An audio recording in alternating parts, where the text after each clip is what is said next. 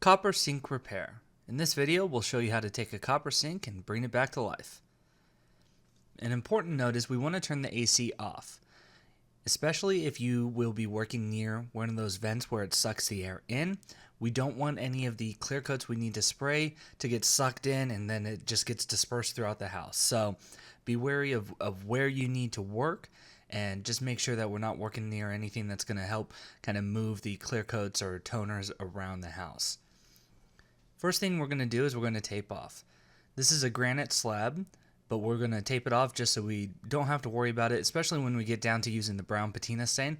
I don't want to have to worry about getting overspray or anything like that, especially with these handles as well.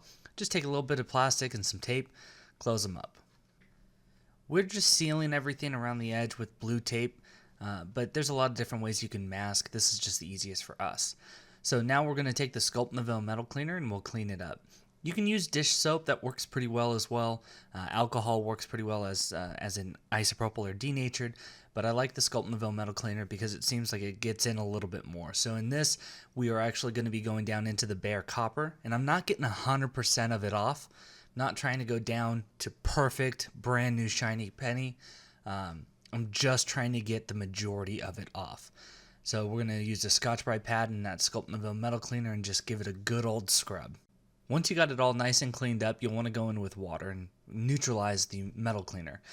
Now, you can go in with a second coat of metal cleaner if you feel like you need to. If you just didn't pull enough off or anything, if you've got a couple spots that are really irregular, anything that really stands out, I mean, we've got some modeling here, but anything that stands out drastically, you may want to brighten up just a little bit more and pull some more off. It's not going to hurt. We're going to retone this. So there's two patinas that are my favorite for doing copper sinks. This one we're using here is the darkening, the traditional darkening. And I really like this patina, but it can often give kind of a grayish brown on these copper sinks, and it really depends on the chemical makeup of the sink that comes into play. So we're going to use a Scotch-Brite pad and kind of get that smoothed out. And what this does is you can see on the edge, especially here, where some areas are taking better than others, and the Scotch-Brite pad helps everything kind of even out. So we pull off some of those higher areas, we expose it to more fresh copper on the lighter areas, and in theory it should all kind of come in the same. We're still going to have some modeling, and that's all fine, but it should help everything get a little bit more on the even playing field. Now, when we went and rinsed it, the darkening, depending on the chemical makeup of the sink, can come off with a little bit more of a grayish brown, and that's fine. We're going to fix that in the later here, but the move I'm going to make now is I'm going to come back in, and after I do the touch-ups and everything, I'm going to come in with 4/0 steel wool. And I like getting it a little bit wet, and the reason why I dried it first is I want to see everything. So water you can see it's a little darker and everything. When you dry it, we can see what we actually have. So the 4/0 steel wool is going to bring highlights out and kind of pull a little bit back and help it kind of shine a little bit. So the benefit of getting it wet is it doesn't scratch as often. So we can go in with Scotch-Brites and everything, but they'll scratch a little bit more. This 4/0 steel wool, and especially with the aid of using water as the lubricant, really makes it nice and soft.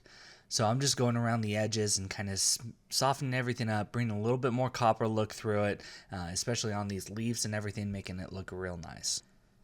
Another important note is these sinks are usually glued in, so I'm going to use a heat gun here to help make sure everything's nice and dry, but make sure you don't overheat it. We don't want to use anything with too much heat. Actually, a hairdryer works pretty well instead of a heat gun because heat guns can get real hot if you're not careful, so we don't want to loosen that adhesive at all. So I'm just drying it out though. You can just wait. It's no problem with just waiting. When we go to spray an aerosol, make sure that you don't just go for it. You can see I'm doing a little short burst because I'm a little afraid of kind of shooting in. It's going to bounce back at us. So last thing we want to do is get this bathroom completely fogged up and then we have everything coated with a little bit of brown patina stain. So you can see I've got cardboard and everything protecting the mirror, and I'm just kind of doing short bursts, and I come back and I do multiple coats. But then we seal it with the clear guard. Now I'm going to use the clear guard here and kind of get it nice coated. I'm going to do about 3 coats, and then I'm going to come back in a couple days and actually wax it. Now, if this was in my house, we'd be doing Everclear, since Everclear is the stronger of the two clear coats, but this is going into a rental house, and unfortunately rentals are often not taken care of as well as they should be. So we elected to do ClearGuard, knowing that after the rental lease, we will likely have to come in and fix it. The worry about not going with Everclear, even though it is stronger, is if they do find a way to damage it, it can make the whole process a little bit harder. So something that I can take care of personally, or they'll take care of, Everclear is the way to go. But if this is a rental or you're a little worried about it, maybe it's a work sink, ClearGuard's a good option just to make sure that you can go back and fix it a lot easier. As you can see from our product list, we have darkening and M38 at 50%, and these were in two different parts of the house, so we went and did both of them. With the brown patina stain, we got them coming out almost perfect. So I normally would use the same one if they're next to each other, but it worked out well in this case. In sink 1 we have here, we used the darkening like we did in the demonstration. Now since there's two sinks, I didn't record the second one since it's the exact same process, only we used the M38 in this one. And while the lighting's a little bit different, in person they look spot on and perfect. Sculpt Nouveau products are all available at www.sculptnouveau.com or by calling us at 760-432-8242.